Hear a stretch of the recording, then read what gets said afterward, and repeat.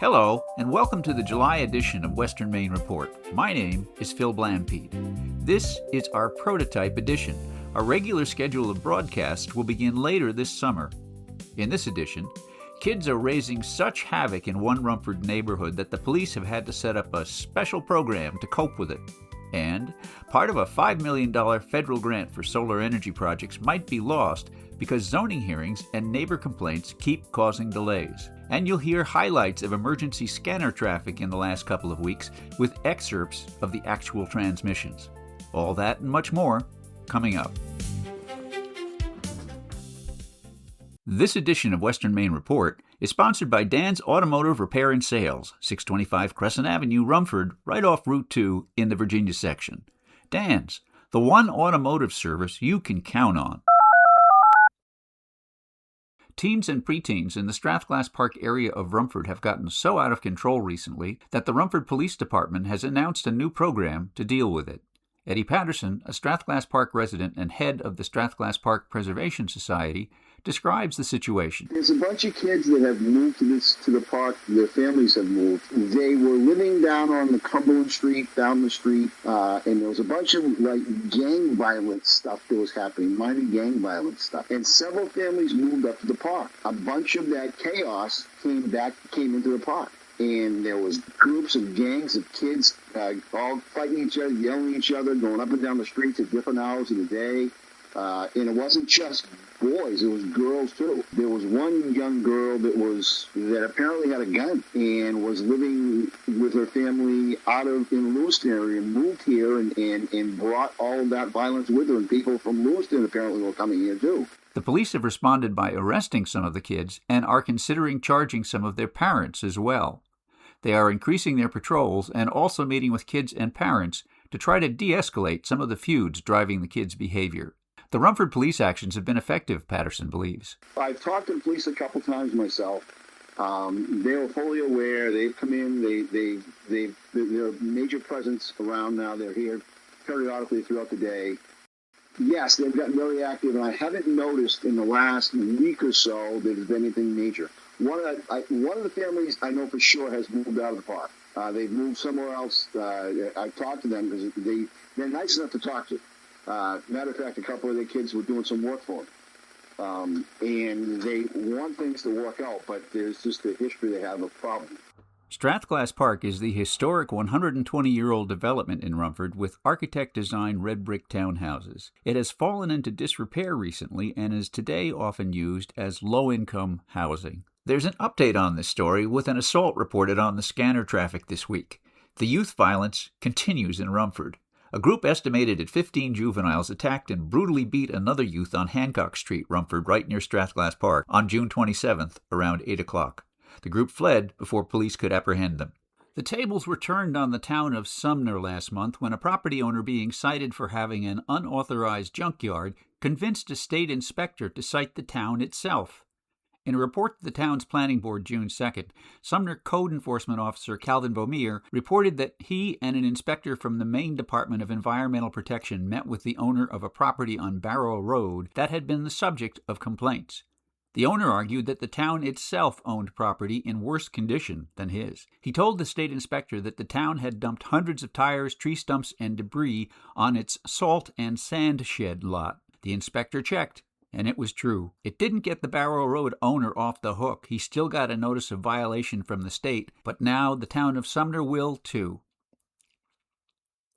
A gap in the 56-mile ATV trail from Waterford to Coos Canyon in Byron will be plugged shortly thanks to a state grant and the willingness of the town of West Paris to help with the finances. A bridge over the Little Androscoggin River near Main Street had been impassable since 2022, but now a $100,000 grant from the Maine Department of Agriculture ATV program will get it fixed as long as West Paris pays the bills up front and gets reimbursed later. The town select board approved the grant May 28th. The local ATV club, the Trap Corner Ridge Riders, applied for the grant to repair the 82-foot bridge, which is projected to last more than 20 years once repairs are completed.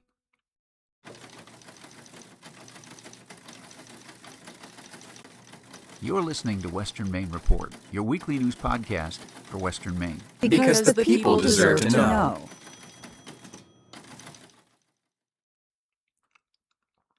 A federally subsidized effort to bring solar power to 300 to 400 households in Western Maine is bogged down in local hearings and neighbor complaints, and it could lead to a loss of some of the funds. The project developer, the Norway-based nonprofit, the Maine Community Power Cooperative, won a $5 million grant from the Federal Department of Energy in 2024 to build 6 198-kilowatt solar farms on land leased from private owners.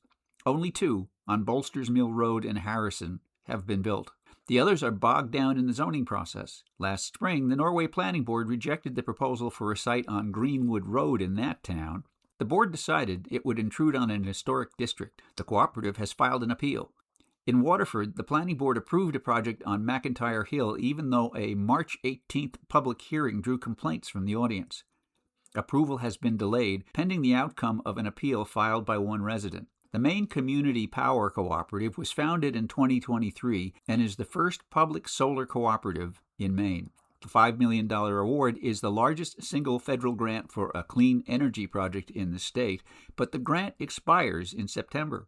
If local hearings drag on, sources say, much of the grant might be lost. Hebron selectmen May 27th learned that they'll have to throw their contract with their garbage hauler in the trash.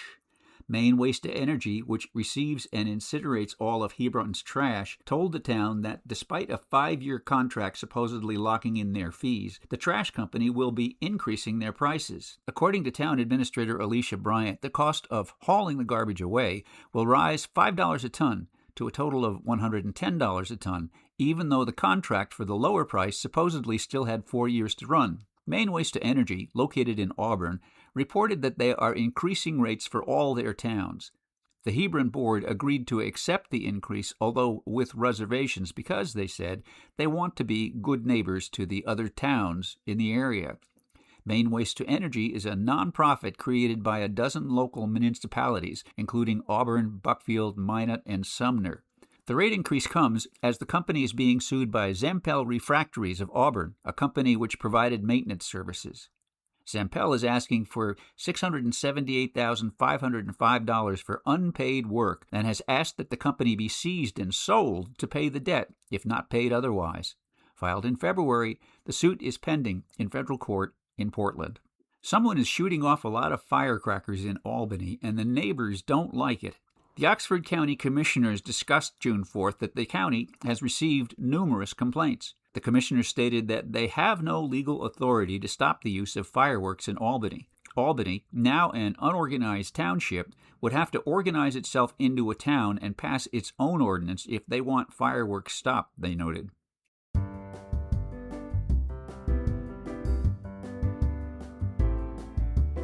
Hi, this is Phil Blampede, producer of Western Maine Report. You're listening to our prototype edition. That is, this is a broadcast meant to give you an idea of what the eventual program is going to be like. Regular weekly broadcast of Western Maine Report will start later this summer. It's free, no subscription required, no paywall. It will be supported instead by advertising. And the advertising, to start, will be really inexpensive. It's just $25 to sponsor the program or $35 for a 30-second ad. If the program is successful, these rates will go up, and sites on Facebook that have attempted to fill the news gap sometimes have attracted tens of thousands of followers. Western Maine Report will be available on Spotify, Facebook, YouTube, and other streaming services. Any local business that's willing to take a chance on our first several programs will get these bargain rates of just $25 to sponsor a week or $35 for a 30-second spot. And they will have a permanent 20% discount for any future advertising, no matter how much the prices go up. If you believe local news coverage has not kept up with the local news and want to support this effort to fill the gap, become a founding advertiser.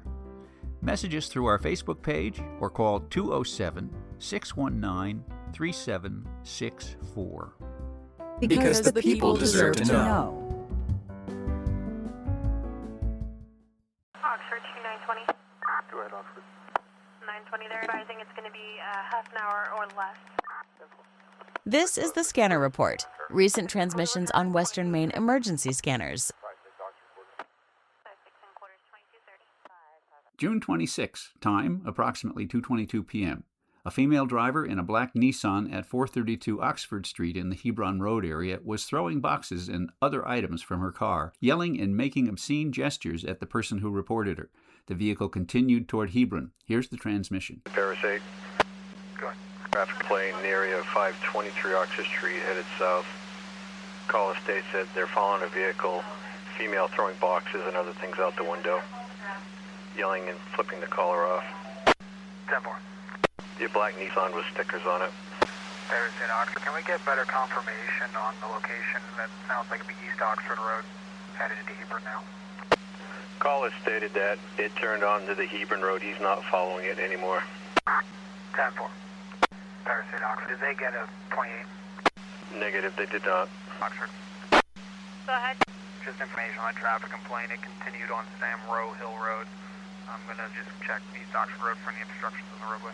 On June 26, about 3 p.m., a car hit a pedestrian and fled the scene in Rumford. Police, fire, and EMS responded. The victim suffered minor injuries. Here's the transmission. A car versus pedestrian hit and run in the area of Lincoln and Main Street. Still gathering more information. Med here and Rumford Fire.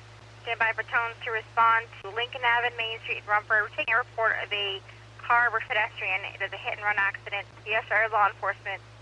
June 25th at 3:40 p.m., a vehicle struck the bridge at the corner of Canal and Bridge Street in Rumford. There were no reported injuries, but possible damage to the bridge. The officer obtained the information on the vehicle and the driver for future reference. On June 25th at 4:52 p.m., a tractor-trailer was reported to have pulled down some utility wires in Hebron. CMP was notified while the fire department stood by. Place in Hebron, the tractor-trailer unit is the one that took the wires down, and he is also broke down in the area of 77 Back Street. 10-4, he'll be en route. On June 24th at 6 a.m., police were called to do a welfare check for a man found sleeping outside a business in Oxford at 501 Main Street. He had reportedly been there for about 3 hours, wearing a white sweatshirt and a gray hat. Later, the officer advised that the subject was moving on and the call was cleared. Here's the transmission. Officer from driver 2, are you calling? 10-4, I have a welfare check for you at Noria at 501 Main Street. Male sleeping on the ramp outside. Copy. Staff is advising he's been there about 3 hours. He's wearing a white sweatshirt and a gray hat. On June 24th at 6 a.m., 2 vehicles crashed T-bone style on Buckfield Road in Hebron. Minor injuries were reported. 1 vehicle was left in the middle of the roadway. Responders advised that they would close the road temporarily until the vehicles could be removed. The officer later requested 2 tow trucks for 2 small sedans. On June 23rd at 8:17 p.m., an erratic driver was pursued on Hebron Road heading into Paris. At 8:31 p.m., the erratic driver's vehicle was located at the Dollar General in Paris. Here's the transmission. Take a report of a white Chevy car changing speeds and driving erratic on Hebron Road headed into Paris. It's coming down the hill near 117 now. 10-4. Plate 184 KVV comes back on a Chevy Cruise out of Norway, 106 Old Town Road. 10-4. On June 23rd at 8:43 p.m., a car hit a dog on Pinewood Drive, Rumford. On June 23rd, a caller contacted dispatch reporting that someone was attempting to get into 3 vehicles at Ripley and Fletcher car dealership on Route 26 in Oxford. The suspect was described as wearing a blue sweatshirt and blue jeans and was last seen near the sidewalk. On June 22nd at 5 p.m., a car was off a bridge on Hebron Road in Oxford. It was reported that the nose of the vehicle was dangling. The spring varsity sports season wound up last month with 2 Western Maine schools bringing home a state championship. The Dirigo girls' softball team grabbed a Class C state championship by beating Bucksport 5-1, and the Freiburg boys' baseball squad topped Coney High School 4-3 to win the Class B championship. Telstar got to the state finals, but lost in the final game with Fort Fairfield by a score of 4-1. In track and field, several members of the Mountain Valley team from Rumford placed well in the conference finals, but no team from area schools won their state titles. Now, the weather forecast for Western Maine. The July 2026 forecast for Western Maine shows daily high temperatures ranging from 73 to 85 degrees Fahrenheit, with overnight lows between 53 and 64 degrees Fahrenheit. The average high for July is 80 degrees with an average low of 60 degrees. It looks like a rainy month with mixed sun and clouds the first week, mostly cloudy and rainy in the middle of the month, and mixed sun and clouds toward the end of the month. The first 5 days may be the hottest of the month with highs in the high 80s. The month will end with cool days with highs only in the 70s and lows down to the 50s.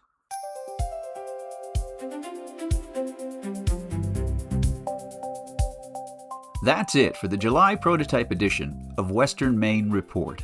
Watch for the launch of our regular programming later this summer. This is Phil Blampede. Goodbye, be well, and remember, the people deserve to know.